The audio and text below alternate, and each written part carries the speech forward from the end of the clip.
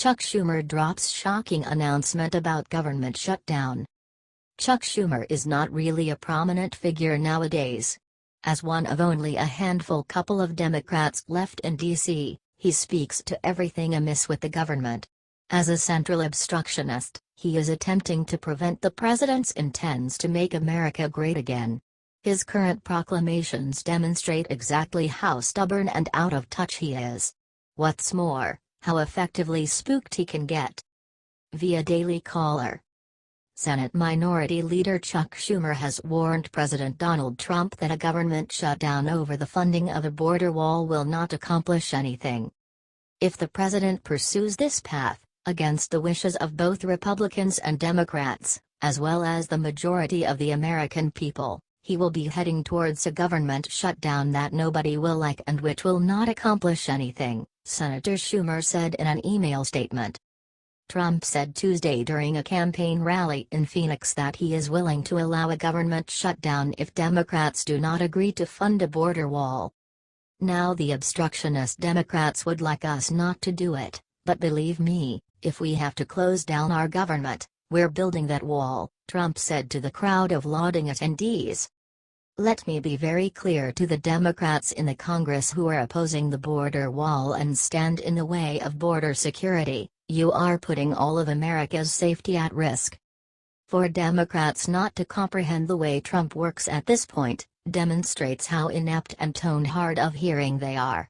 Plainly, Trump has no aim of actually closing the legislature down. He utilizes solid talk and intense articulations to express what is on his mind. Trump is utilizing this announcement to express how decided he is in getting the wall built. Democrats decline to see how Trump works. Nor do they comprehend why Americans adore him to such an extent. Chucky is stuck in an old, to a great extent obsolete state of mind. A state of mind that spins around harmful legislative issues, contemptibility, and excuse-making. Chuck and his buddies are on the losing side. Over the long haul, they will keep on losing. Trump won't shut down the government to get his way, however. He will harm the believability of Democrats so much, that they won't have much help come decision time. Chucky's whining is working directly with his hands. Schumer's doing the very thing Trump needs him to do. What do you think about this? Do not hesitate and write your thoughts in the comment section below. Thank you for reading. HT The Daily Caller.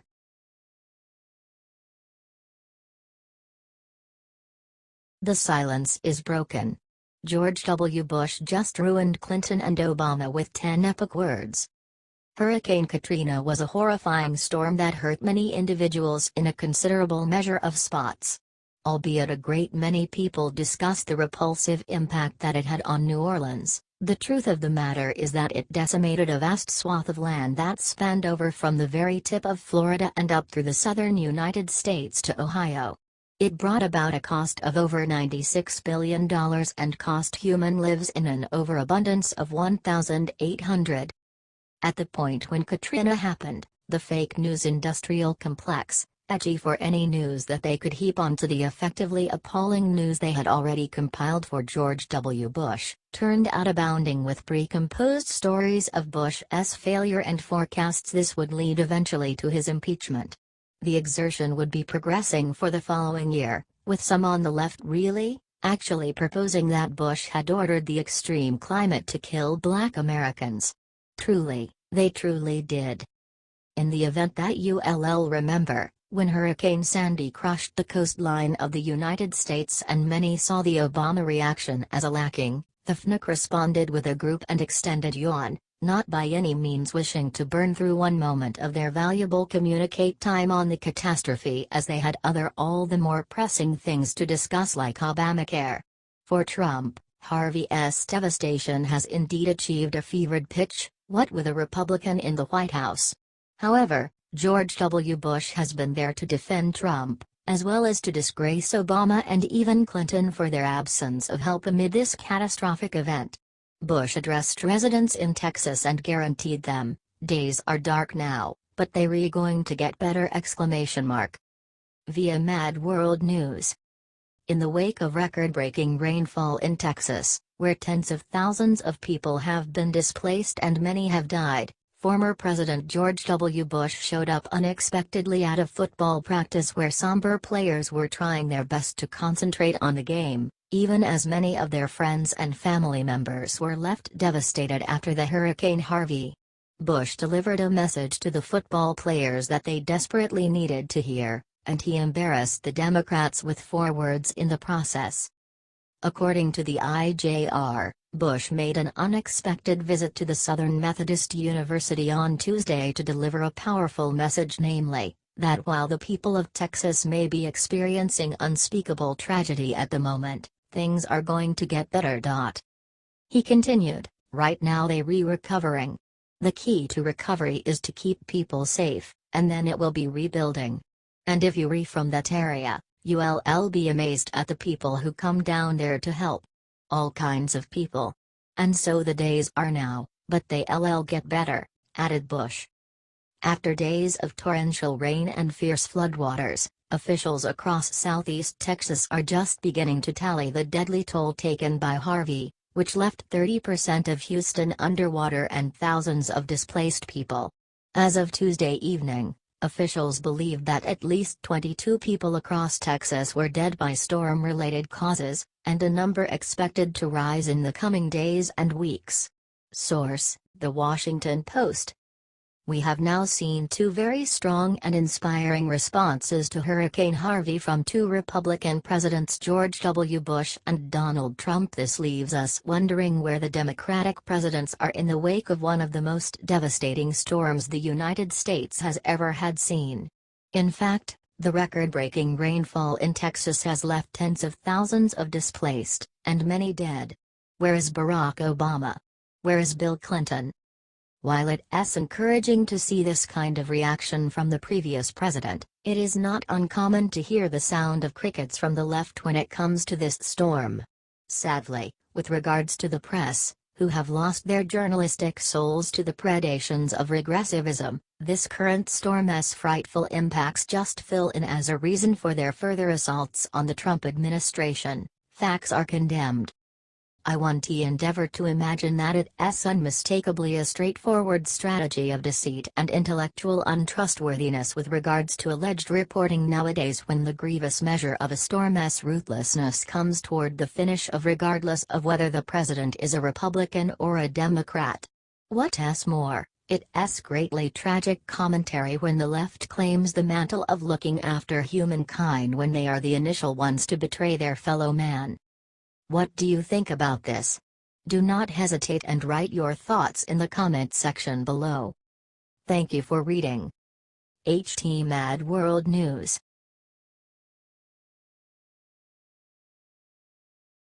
Top Michelle crony bites the dust. Colossal embezzlement scandal just explodes. Recall how Michelle Obama had intended to change public education with her school lunch program? In the same way as other thoughts brought forth in Washington, it didn't function admirably by any means. Truth be told, the thing was a calamity, as it gave the idea that the guideline result was sustenance being tossed in the waste by understudies who hated the menu. It takes an extraordinary kind of speculation to reason that something like making out a menu for school snacks needs the intercession of Washington. What a slap in the face to neighborhood school directors to propose they can't make sense of how to sustain the children without assistance from Mrs. Obama and the specialists she blessed to go up against this venture. The way that the program was a disappointment has now been intensified by the way that David Binkle, the expert chef Mrs. Obama called to help outline her school lunch program, has now been accused of embezzlement and misappropriation of funds. The claims are that he submitted these offenses in the very school region where he worked while working on the very projects he composed. The LA Times reports that for years, David Binkle was hailed as a pioneer among school nutrition advocates for accomplishing a near Herculean task using produce and meats provided by local growers to greatly reduce the number of fatty meals served in the nation's second-largest school district. So Mrs. Obama called on Binkle to help her create her now defunct school lunch program. The initiatives won the district numerous awards, drew praise from then First Lady Michelle Obama as she led a national push to combat childhood obesity, and earned Binkle appearances on TEDx Talks. Things being what they are, Mr. Binkle was cooking something other than the sustenance. It would appear that he was cooking the books, as well. But as he was revolutionizing meals for district students, prosecutors allege, Binkle illegally drowned roughly $65,000 of district's money into a private consulting firm he ran, then put some of that money into his own pocket. The 55-year-old appeared in court on Tuesday and pleaded not guilty to 15 felony counts including embezzlement and misappropriation of public funds. He posted a $220,000 bail and is scheduled to return to court in October. According to court documents, Binkle repeatedly misappropriated district funds in amounts ranging from $5,000 to $15,000 between 2010 and 2014. Prosecutors also claim that he falsified a claim to become a vendor with the district and failed to disclose outside financial interests. You need to ponder what might have a man who is as of now making around $150,000 a year to pull a trick this way. Sheer veracity and a misguided feeling of resistance, maybe. In any occasion, this is only one all the more humiliating point of interest that joins to Michelle's fizzled school lunch program. Presumably, Michelle won TB remarking on this. On the off chance that compelled to, she would most likely fall back on the Democrats' standard clarification for their disappointments, it's President Trump's blame. Or, then again, if that doesn't work, the Russians did it. What do you think about this? Do not hesitate and write your thoughts in the comment section below. Thank you for reading. HT Independent Journal Review, L.A. Times.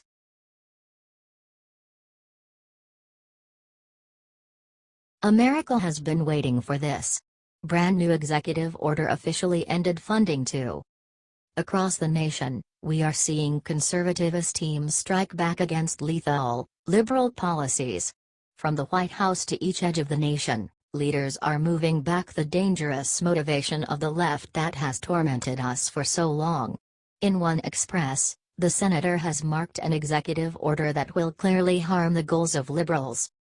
Via Daily Caller. South Carolina Governor Henry McMaster cut off all funding going to abortion clinics in an executive order Friday. The order states that no grants, contracts, or state-administered federal funds can go to support abortion clinics, and McMaster directed the Department of Health and Human Services, DHHS, to exclude abortion clinics from South Carolina's Medicaid network, meaning that they will no longer receive funding through the social program, according to The Hill. There are a number of agencies, clinics and medical entities in South Carolina that receive taxpayer funding to offer important women's health and family planning services without performing abortions, McMaster said in a statement Friday. Taxpayer dollars cannot directly or indirectly subsidize abortion providers like Planned Parenthood. The government should not support abortions, said local pro-life activist Cheryl Freiberger in support of McMaster's order, according to the Post and Courier. We want abortion to be unthinkable. This is a big win for pro-life supporters in South Carolina. For a long time, the Americans had to suffer the injustice of seeing their hard-earned tax dollars go to fund abortions. This executive order will put a stop to it, ensuring that pro-life citizens are not helping an abominable practice. Be that as it may, don't anticipate that the abortionists will accept this without a fight. As of now, advocates inside Planned Parenthood decried the order, guaranteeing its association gives a wide range of healthcare services. Without a doubt, if that signifies just abortions. Planned Parenthood is routinely gotten out for its fraud and contemptibility. They don't give an assortment of health services for ladies, just tasks identified within supporting abortions. Rather than supporting this butcher shop of a group, tax dollars ought to be going to genuine health facilities that give services to all residents. They ought to be financing groups that save lives, not take them. We should trust that will be the situation. What do you think about this? Do not hesitate and write your thoughts in the comment section below. Thank you for reading. HT The Daily Caller.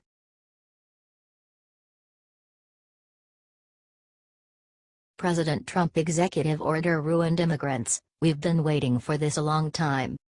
Not long after being sworn into office, President Donald Trump signed an executive order that called for extreme vetting to help get rid of potential terrorists that were hoping to go to the United States. That activity provided us with the principal clear sign that Trump would not get anything looking like reasonable and balanced coverage from the mainstream media.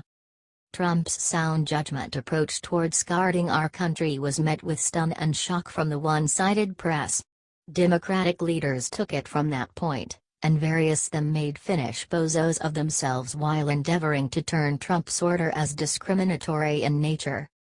Who can overlook Senator Chuck Schumer's DNY crocodile tears while he was encompassed by cameras and microphones?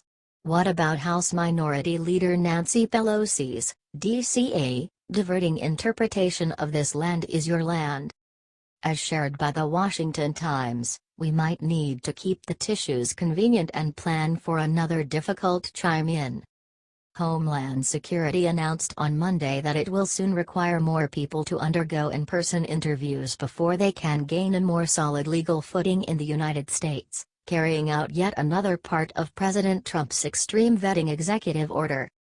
While the so-called travel ban on 6 Muslim-majority countries has garnered most of the attention, it was just a temporary measure designed to give the government the space to tighten its regular checks so that it could be more adept at denying potential entry terrorists. U.S. Citizenship and Immigration Services announced one of those new policies Monday, saying it wants more people to face face-to-face interviews before they give permanent status in the country. It's an extraordinarily basic order that can possibly have a genuine effect in the fight to guard our country against potential terrorism. Who wouldn't need that? You can only vet people if you have information, and one of the best ways to get information is to talk to people and then compare that info to objective info you get from other places, he said. If you do not have these interviews, you are missing a fundamental step in the vetting process. Mr. O'Brien said the 2 categories USCIS has started with for mandatory interviews both presented fraud and security risks. In the case of relatives, he said the refugees will try to sneak into extended relatives or members of their clan who would normally not qualify under the letter of the law. Interviews will add another hurdle to the process, a move that will likely meet the resistance of activists and immigration lawyers. On the off chance that you have your sights set on an occupation, you don't simply waltz ideal in, select a work area, and begin working. Rather, you experience a screening procedure. Is that unfair as well? Whoops. We may have given Democratic leaders another thing to add to their rubbish platform. Jobs for everybody. No drug screening permitted. Put a conclusion to obtrusive inquiries questions. As unbelievable as that may sound, it's in a similar neighborhood of the perspective behind restriction to outrageous vetting. We can't envision why Democrats experience serious difficulties offering their agenda. What do you think about this? Do not hesitate and write your thoughts in the comment section below. Thank you for reading. HT Patriot Journal.